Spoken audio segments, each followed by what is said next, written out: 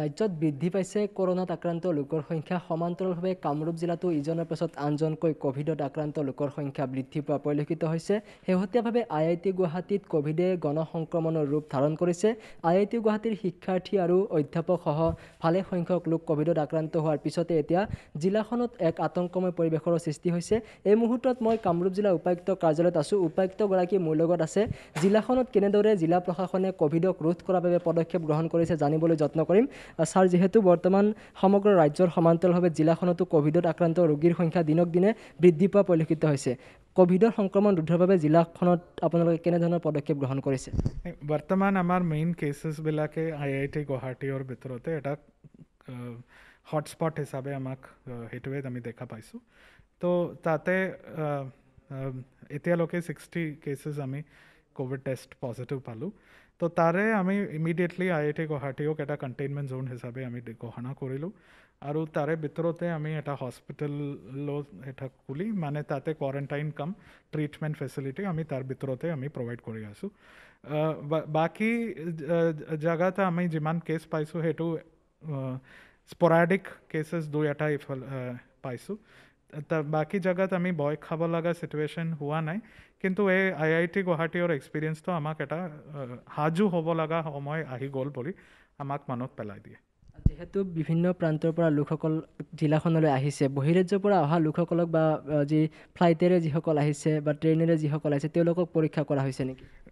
অসম চৰকাৰে এয়াৰপৰ্টত টেষ্টিং কৰা প্ৰক্ৰিয়াটো বহুত দিনৰ পৰা চলাই আছে। তেনেকুৱা টেষ্টিংটো চলি আছে। বাকী জেগাতো আমি টেষ্টিঙৰ ব্যৱস্থাটো কৰিছোঁ আৰু প্ৰক্ৰিয়া এইটো চলি আছে। জিলাখনত কোৱাৰেণ্টাইন চেণ্টাৰ বা তেনেকুৱা কোভিড হস্পিটেল নিৰ্মাণৰ কিবা প্ৰস্তুতি চলিছে নেকি? বৰ্তমানলৈকেতো আমাৰ কেছেছৰ সংখ্যাটো ইমান বেছি নহয়, আদাৰ দেন IITত এটা হটস্পট হিচাপে যি আহিছে। আৰু আগতে আমি দুটা ৱেভ কামৰূপ জিলাত আমি আমাৰ বেষ্ট এফৰ্টছ দি আমি পাৰ কৰালোঁ। তো মই ভাবোঁ যে বৰ্তমান আমাৰ এনেকুৱা এটা পৰিস্থিতি আহি পৰা নাই, কিন্তু যেতিয়া দৰকাৰ হয় আমি সাজু আছোঁ আৰু ৰাইজৰ কাৰণে বেষ্ট ট্ৰিটমেণ্ট কোৱাৰেণ্টাইন ফেচিলিটি দিয়াৰ কাৰণে আমি সাজু আছোঁ। জিলাবাসী ৰাইজক কি অনুৰোধ জনাব? জিলাবাসী ৰাইজক মই সেইটোৱে অনুৰোধ কৰিম যে কামৰূপ বুলি নহয়, গোটেই ভাৰতবৰ্ষৰ বিভিন্ন প্ৰান্তত কেছবিলাকে লাষ্ট এক সপ্তাহ 10-15 দিনৰ পৰা ইনক্ৰিজ হৈছে বহুতকেইটা। অসমত এতিয়াও পৰিস্থিতি বহুতে ভাল, কামৰূপত বহুতে ভাল। তথাপিও আমি সাজু হ'ব লগা সময় আহি গ'ল।